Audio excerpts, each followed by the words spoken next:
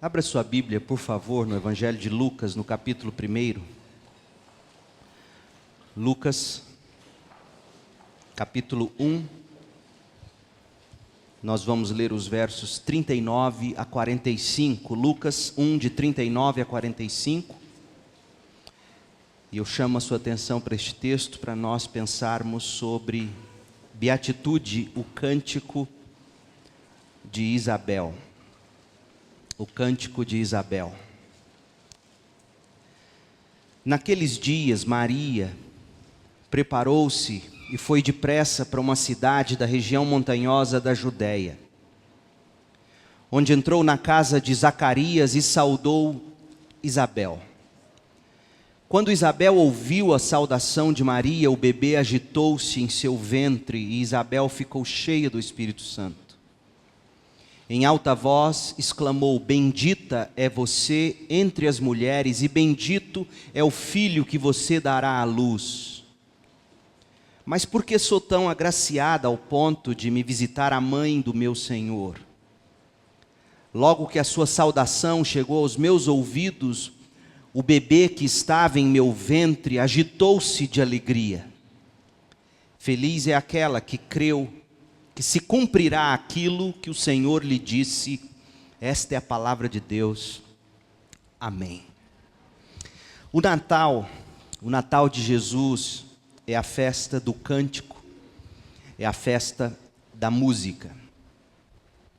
Não sei se você já notou, infelizmente esse ano não tem sido assim tão natural como nos últimos anos, mas nesta época do ano, cânticos e músicas natalinas, eles estão por todas as partes.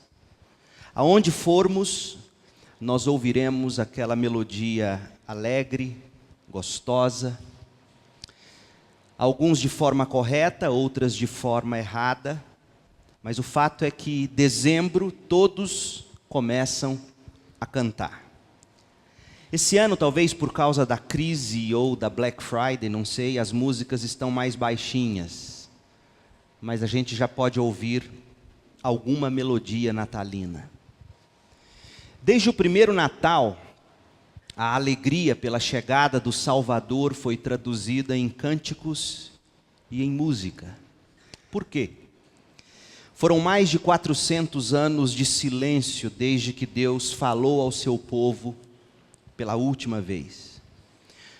O período interbíblico, o período entre o último profeta e a chegada de João Batista, o profeta que preparou o caminho para a chegada de Jesus, esse intervalo de tempo durou aproximadamente 400 anos e Deus ficou em silêncio. A última voz profética tinha sido a de Malaquias, anunciando que alguém chegaria e que esta pessoa prepararia o caminho para o Messias prometido de Israel. Tal pessoa foi João Batista. E Malaquias assim disse no seu livro, no capítulo 4, versículos 5 e 6. Agora, com o cumprimento da mensagem de João Batista, o cumprimento com a mensagem de Malaquias, a chegada de João Batista e o que João Batista anunciava, conforme está em Mateus capítulo 3, o povo de Deus volta a cantar e volta a celebrar a visitação de Deus.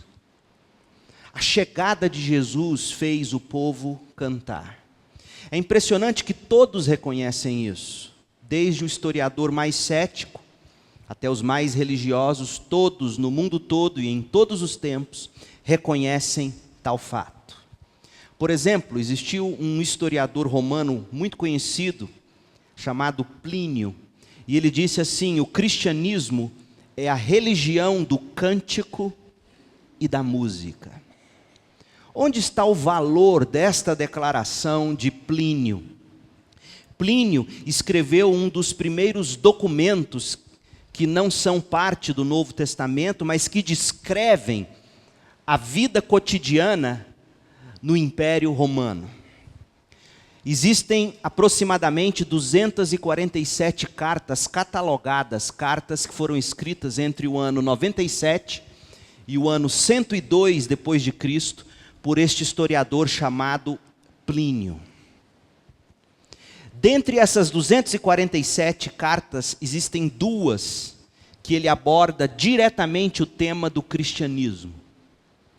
E o que ele deixa claro no que ele escreve, no que ele relata, é que Jesus Cristo fez do cristianismo a religião do cântico e da música. É por isso que os cristãos cantam no Natal, é por isso que os cristãos cantam na Páscoa, é por isso que os cristãos cantam no ano inteiro. Jesus transformou nossas vidas em um novo cântico. A cada instante nós temos uma nova experiência com Deus em Jesus, e a cada momento nós temos um motivo novo para cantar e para celebrar a graça de Deus a nós em Jesus Cristo. Eu nunca ouvi tanto sobre crise como nos últimos meses, e é provável que você também não. Nos meus 43 anos de vida, sinceramente, eu nunca vi esse tema ser tão batido. Mas o que é impressionante é que mesmo nós cristãos, ao longo desses momentos difíceis que nós temos vivido, como nação, como país, é impressionante como a gente raramente parou para pensar que, na verdade, nós somos ricos em Cristo Jesus. Em Cristo Jesus nós já somos abençoados nas regiões celestiais com toda sorte de bênçãos espirituais, diz Paulo escrevendo aos Efésios. É por isso que os crentes cantam. É por isso que o cristianismo é a religião do cântico e da música. Se o Natal é a festa do cântico e da música, como é, por quê? O que e como a gente tem que cantar? Por que cantar? Como cantar? O que cantar? Graças a Deus que quando a gente olha para as Escrituras, a gente percebe que nós não estamos sem direção. Lucas, que escreveu o seu Evangelho e escreveu o livro de Atos, que nós estamos estudando nos domingos pela manhã, Lucas era um grande historiador.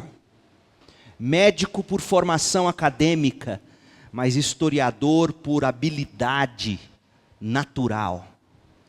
E Lucas deixou registrado para a igreja de Cristo os 5 primeiros cânticos do Natal. Esses cânticos que Lucas registra para nós, além de nos ensinarem como cantar, os cânticos que Lucas registrou nos informam sobre o conteúdo da fé de quem os cantou pela primeira vez. Então, nesses cânticos nós aprendemos como, nós temos o conteúdo da fé e nós encontramos a alegria dos corações daqueles primeiros cristãos cantando, porque estavam encantados pelo nascimento de Jesus Cristo. E é assim que a partir de hoje, preparando-nos para a chegada do Natal, o meu desejo é caminhar com vocês por esses cânticos do Natal, visando enxergar a beleza, querendo apreender as lições dessas canções inspiradas pelo Espírito Santo de Deus. São 5 os cânticos do Natal no Evangelho de Lucas. Veja na sua Bíblia. Lucas capítulo 1, versículo 42. Nós temos o cântico de Isabel, cujo nome em latim é Beatitude.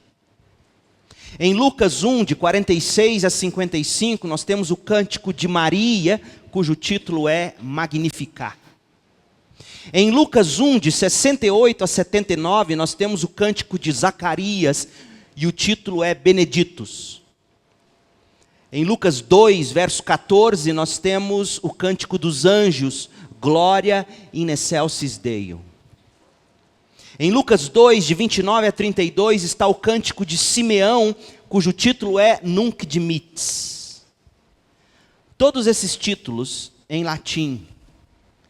E todos eles, se você fizer uma busca no Google, você vai encontrar, você vai ver partituras, você vai ver história, você vai ver imagens, fotos e etc. Esses cânticos ficaram imortalizados na história da igreja com seus títulos em latim. E por que os títulos, os nomes desses cânticos ficaram conhecidos em latim? Os nomes dos cânticos foram retirados da primeira palavra ou das primeiras palavras do cântico, correspondente à versão em latim da Bíblia, a Vulgata Latina. Então, o cântico de Isabel diz beatitude, ou seja, bem-aventurada, bendita, feliz. Esse é o nome do cântico. O de Maria é magnificar, porque a palavra significa engrandece, exalta ou magnifica. O de Zacarias é benedictus, porque significa bendito ou louvado seja. O dos anjos, glória in excelsis Deo, glória a Deus nas alturas. O de Simeão, nunc dimittis, significa agora despeça em paz o teu servo. Então, se um dia você cruzar com esses cânticos e ficar com a dúvida por que os nomes estão em latim, é precisamente por isso, eles foram tirados ou da primeira palavra do cântico, ou das primeiras palavras do cântico, na versão bíblica em latim, mais precisamente a Vulgata Latina. O primeiro cântico de Natal da história, é impressionante isso, ele não foi entoado por Maria, nem pelos anjos. O primeiro cântico de Natal da história foi cantado por Isabel, a parenta de Maria, conforme diz Lucas 1,36. Veja que o texto não diz que tipo de parentesco, o texto apenas afirma que elas eram parentes. Muitos não consideram as palavras de Isabel um cântico digno de valor ou de ser observado. E talvez porque eles julguem haver nesse cântico de Maria ou de Isabel alguma dificuldade teológica. Por exemplo, especialmente os protestantes evangélicos não costumam dar o devido valor a esse texto ou a esse cântico por algum receio. E onde estaria o receio? Por exemplo, Lucas 1,42 nos mostra o cântico, e em alta voz Isabel exclamou: bendita é você entre as mulheres. No verso 43, Isabel diz que Maria, mas porque sou tão agraciada ao ponto de Maria, você me visitar, a mãe do meu Senhor. Talvez por essas expressões, alguns protestantes tenham medo de tocar nesse texto. Mas longe de conter qualquer problema teológico, longe de querer apresentar qualquer fundamentação dogmática ou doutrinária para a adoração de Maria, para a veneração de Maria, esse é sim o primeiro cântico de Natal, e é possível encontrar nesse texto valiosas lições para as nossas vidas. E hoje eu quero destacar 3 de forma especial. O cântico de Isabel nos ensina 3 coisas, ao meu ver: o valor da comunhão cristã, a virtude que deve tomar conta do coração do cristão e a veemência da canção de quem canta. A primeira lição, portanto, o valor da comunhão. O contexto em que o cântico de Isabel foi entoado, ele nos revela, antes de tudo, gente, o valor da comunhão. São 2 ações em especial que são produzidas pela comunhão de Maria e Isabel. Quando a gente vê essas 2 mulheres face a face, e quando a gente observa a reação de ambas, a gente descobre 2 ações em especial, tão necessárias, tão fundamentais para nós os crentes, que são o encorajamento e o estímulo. É isso que a gente encontra nesse texto. Isabel encoraja Maria. Maria estimula Isabel. Veja o encorajamento de Isabel em primeiro lugar. Ao ouvir que ficaria grávida, Maria, por um instante, ela hesitou. Ela disse: poxa, mas eu não sou ainda casada. O anjo então lhe assegura que a gravidez não seria fruto de um intercurso sexual entre ela e José, seu noivo. A gravidez seria a obra do Espírito Santo. E um dos sinais de que isso aconteceria era que a sua parenta Isabel, que estava avançada em idade, também daria à luz um filho, e que Isabel, a parenta, já estava, naquele momento em que o anjo falava com Maria, Isabel já estava no 6º mês de gestação. Isso você pode ler em Lucas 1, de 34 a 37. Quando o anjo aparece a Maria, e Maria noiva de José, e o anjo diz que ela ficaria grávida e que ela daria à luz, Maria contava, meus irmãos, com aproximadamente 14 ou 16 anos. Essa era a idade dela. Ela aguardava o tempo de seu casamento com José. É estranho para nós, mas esse era o costume da época. As moças casavam jovenzinhas. Isabel, por sua vez, estava com idade suficiente para ser avó de Maria. Então, quando o anjo fala com Maria, dizendo que ela ficaria grávida, na verdade, o anjo está falando de 2 milagres necessários.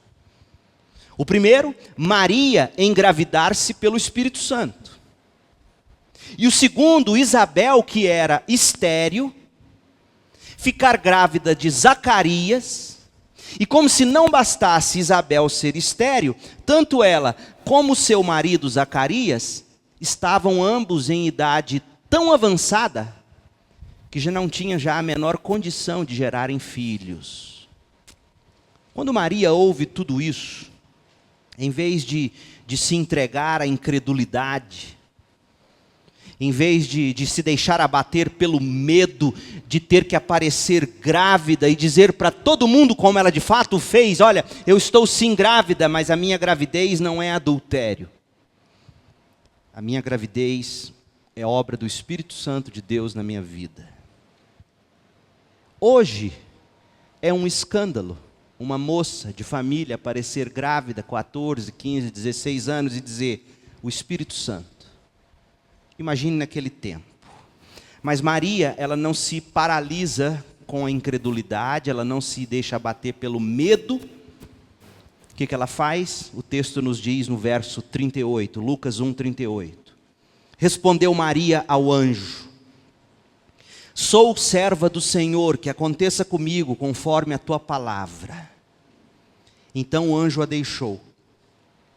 Naqueles dias, Maria preparou-se e foi depressa para uma cidade da região montanhosa da Judéia, onde entrou na casa de Zacarias e saudou Isabel. E quando Isabel ouviu a saudação de Maria, o bebê agitou-se em seu ventre e Isabel ficou cheia do Espírito Santo e em alta voz exclamou. Maria vai à casa de Isabel. Maria entra na casa de Zacarias. Maria vê Isabel já com a barriga crescida e saúda aquela sua parenta com grata constatação.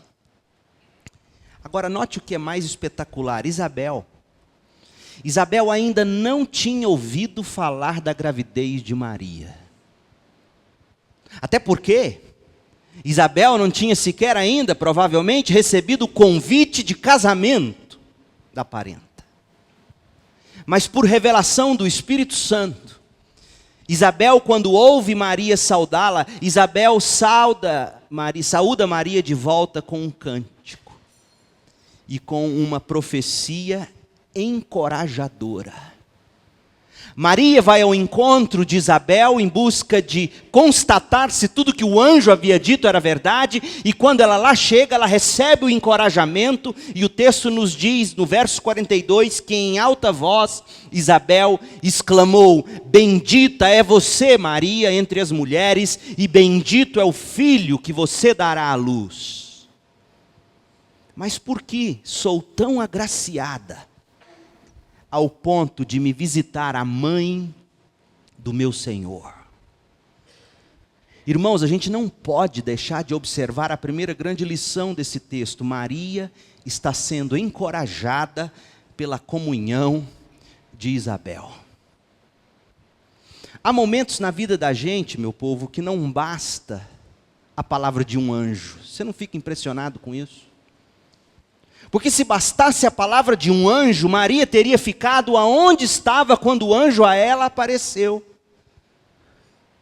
Há momentos na vida que a gente precisa da palavra de encorajamento do irmão. Deus assim nos fez. Não se vive apenas de experiências angelicais.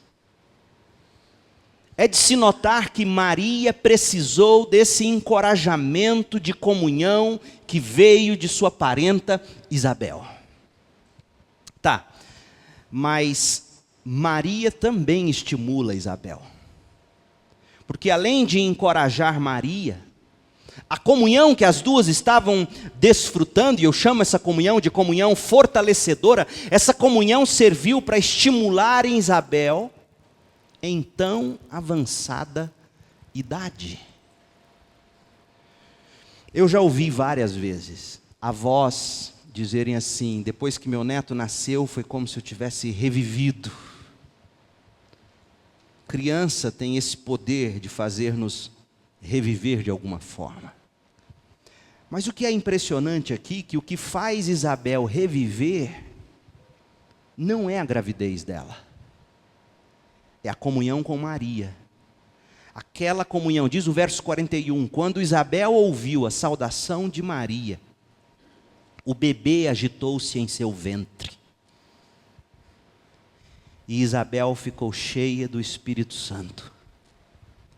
E em alta voz cantou e exclamou. Gente, a comunhão tem o poder de nos encher do Espírito de Deus. Pena que a gente não acredita nisso. Quando a gente fala entre nós com salmos, hinos e cânticos espirituais, isso tem o poder de nos restaurar o vigor, de nos estimular a seguir. A gente tem sim que ter nosso tempo com Deus, nosso tempo a sós, diariamente. A gente tem que ter o nosso tempo com Deus em casa, a gente tem que ter esse nosso tempo de cultos coletivos, mas a gente precisa da comunhão fortalecedora, essa comunhão um a um, ela jamais poderá ser substituída. Foi Dietrich Bonhoeffer que disse que o Cristo no meu irmão, a palavra santa de Deus na boca do outro, na minha direção, é meio de graça. E a gente vê isso na vida de Maria, na vida de Isabel. Cristo na vida de Maria foi para Isabel o estímulo, essa mulher já avançada em idade, ela de novo parece que volta a ser criança, ela fica cheia do Espírito, ela começa a cantar, ela exclama de alegria. A comunhão cristã, ela é estimulante, gente. A comunhão cristã, da forma como deve ser, ela nos encoraja, como encorajou Maria, e ela nos estimula, como estimulou Isabel. É por isso que nós temos pensado, orado e buscado de todas as formas que 2007 seja um ano singular na vida de nossa igreja, com relacionamentos discipuladores, com pequenos grupos multiplicadores, onde nós vamos ter a oportunidade de sermos Isabel na vida do outro, de sermos Maria na vida do outro, de forma que a minha vida estimule outro, de forma que a minha vida encoraje outro. E este cântico de Isabel nos ensina a dar valor à comunhão. A comunhão que fortalece, a comunhão que encoraja, a comunhão que estimula e que faz o nosso coração cantar. Esse é o valor da comunhão. Mas o cântico ensina mais. O cântico fala da virtude do coração.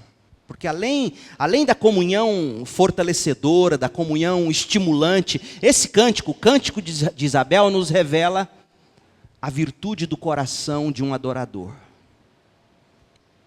Gente, só consegue adorar verdadeiramente quem, pelo agir do Espírito Santo, ouça bem o que eu vou te dizer com base nesse texto. Só adora verdadeiramente quem, pelo agir do Espírito de Deus, aprendeu a deixar de olhar para si. Sabe por que a gente às vezes se ressente com os outros? Por que a gente às vezes emburra? Por que a gente se fere? porque a gente não aprendeu a parar de olhar para nós mesmos. Eu olho para Isabel, nesse texto, nesse cântico, e eu vejo que Isabel aprendeu a deixar de olhar para si. Isabel aprendeu a olhar em duas direções. Ela aprendeu a olhar para Deus no céu, e ela aprendeu a olhar para a obra de Cristo na vida do outro. Quando eu e você aprendemos a olhar para Deus, e a olhar para Cristo sendo formado no outro, a gente aprende a verdadeiramente adorar. Sabe o que me impressiona dentre tantas outras coisas nesse cântico? É que nesse encontro entre as duas parentes, mulheres essas que não se viam há anos provavelmente, talvez Isabel tenha visto Maria na infância. O que me impressiona é que Isabel, quando fala, Isabel, quando canta, em momento algum falou dela mesma. Isabel só falou de Cristo, Isabel só falou da alegria de ver a graça de Cristo na vida da parente Maria. Leia o texto e observe. Lucas 1:41. Agora, para você entender melhor, o seu sonho é ser mãe. Mulheres entendem isso muito mais do que nós homens. Seu sonho é ser mãe. Só que você envelhece e descobre que é incapaz de ser mãe. Fisicamente, algo em você ou no seu marido impede você de ser mãe. E como se não bastasse isso, você se descobre numa idade que, mesmo que você não fosse estéril, ou seu marido não fosse estéril,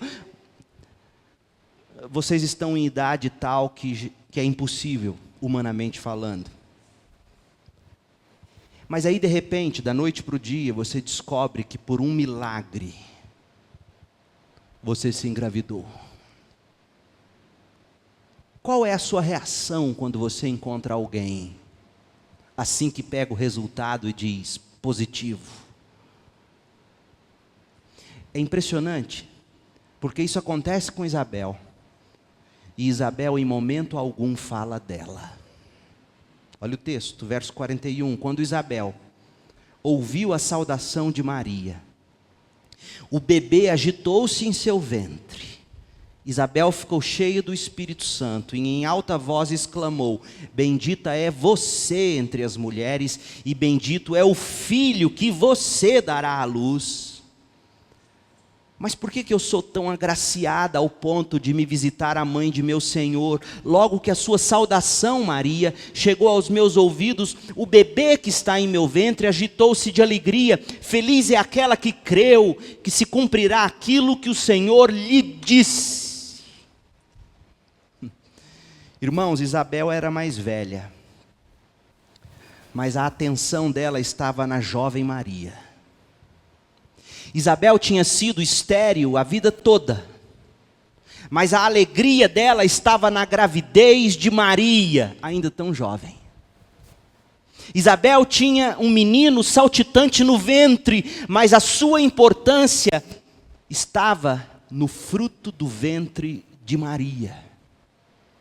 Irmãos, se isso não é uma lição de humildade, eu não consigo encontrar outra nas Escrituras. Isabel não olha para si, Isabel não olha para o seu próprio ventre, Isabel olha para Maria, Isabel se encanta em ver a obra de Deus na vida de Maria. Minha oração é que a gente possa se esvaziar de nós mesmos, irmãos, permitindo que o Espírito de Deus nos encha a tal ponto, que a gente queira olhar só para Deus, e para Cristo sendo formado no outro. O dia em que a gente parar de olhar para o nosso próprio ventre, a gente vai começar a entender o cristianismo. Porque ser cristão é olhar para o que Deus está fazendo no outro, através do outro, no mundo.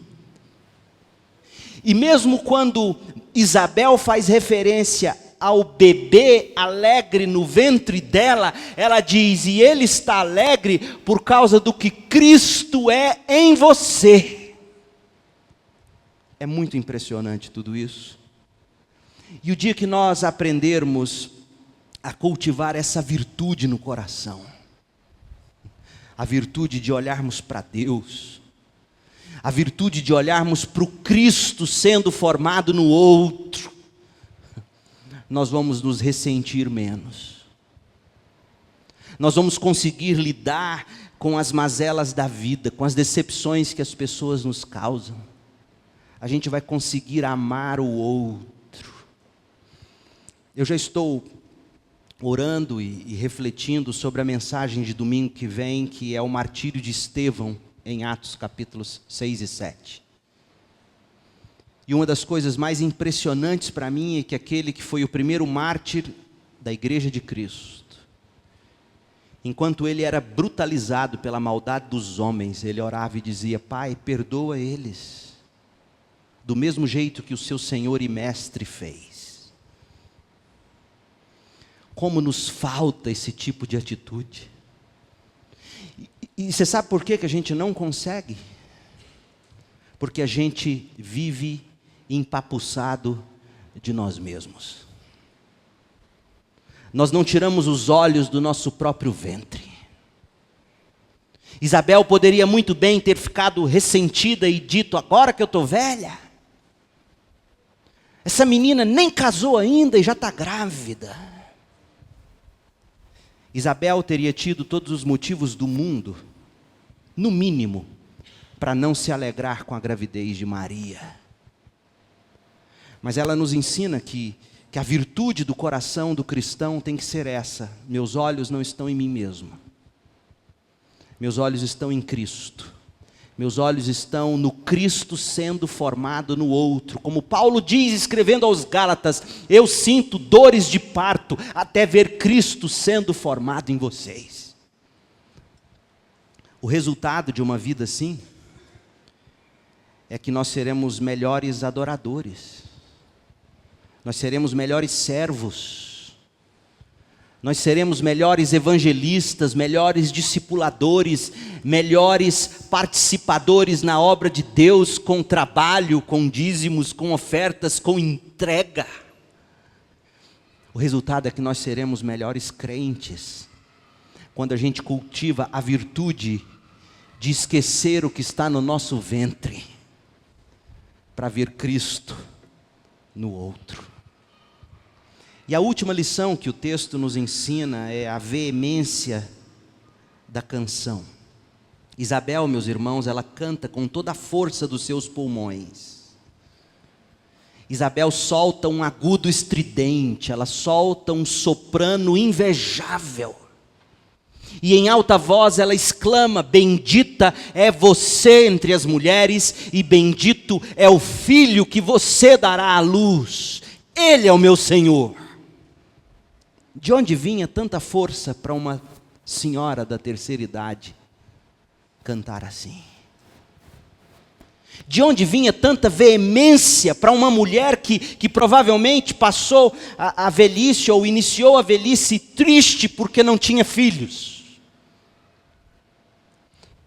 O marido, talvez realizado no ministério que exercia como sacerdote, mas ela em casa, cuidando das coisas do lar, uma mulher que tinha tudo para ser amarga, e de repente ela começa a cantar, e ela canta com beleza, e ela canta com alegria, ela canta com vigor.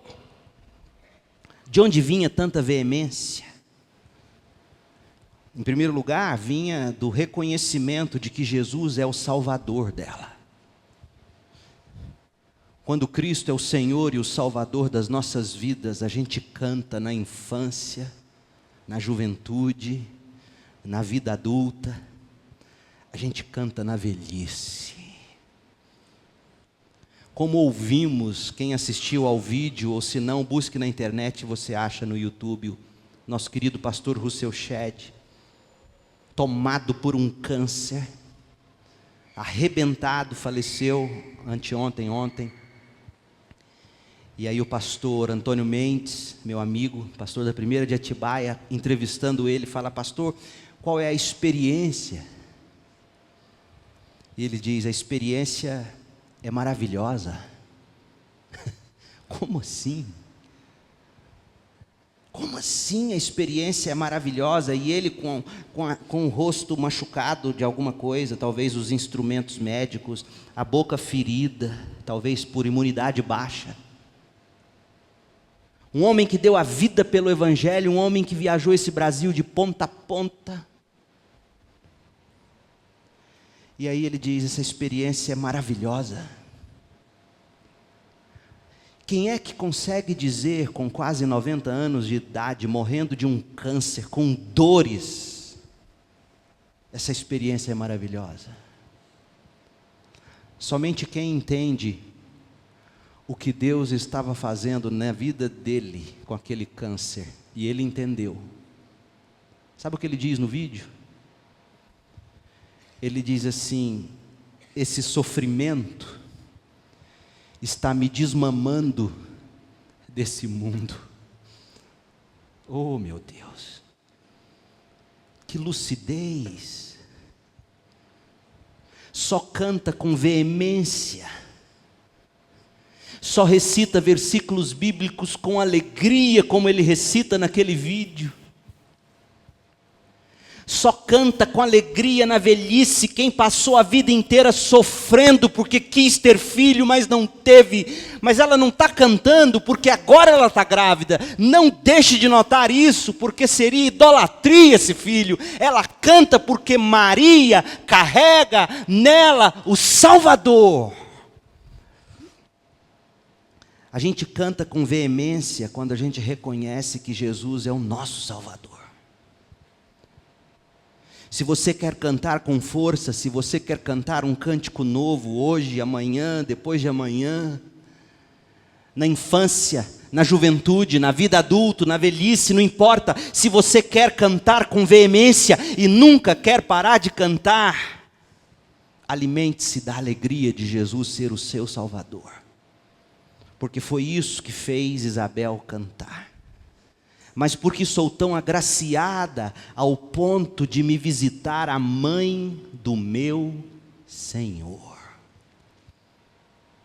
Ela não está alegre, simples. Óbvio que estava alegre porque estava grávida, mas o que a faz dar o agudo estridente é o Senhor Salvador Jesus. O outro motivo para a veemência da canção de Isabel é o reconhecimento de que Maria havia entregado totalmente a sua vida àquela causa nobre. Por isso que Isabel diz que Maria é bendita entre as mulheres. O que torna alguém bendito entre outras pessoas não é que ela seja divina, não. Maria é dita bendita entre as mulheres porque ela recebeu, ela aceitou a obra de Deus na vida dela. Seja conforme a tua vontade. Maria não era divina. Maria era bendita, era feliz, era bem-aventurada, porque ela disse sim para o plano de Deus na vida dela. Maria não estava gerando Deus. Maria simplesmente era portadora de boas novas, de grande alegria. Maria trazia em si o sim para a vontade de Deus. E meu povo, quando Cristo se torna o centro das nossas vidas, e quando a nossa alegria é ver o outro, deixando Cristo crescer na vida dele, a gente canta com veemência. Oh, meus irmãos, essa vida é tão passageira. A minha esperança é que esse cântico de Isabel, é que esse Natal nos faça olhar aonde devemos olhar. Cristo, e Cristo no outro. O cântico de Isabel, portanto, nos fala do valor da comunhão, uma comunhão que encoraja e que estimula. Essa é a comunhão que a gente tem que nutrir entre nós. O cântico de Isabel fala da virtude do coração do crente.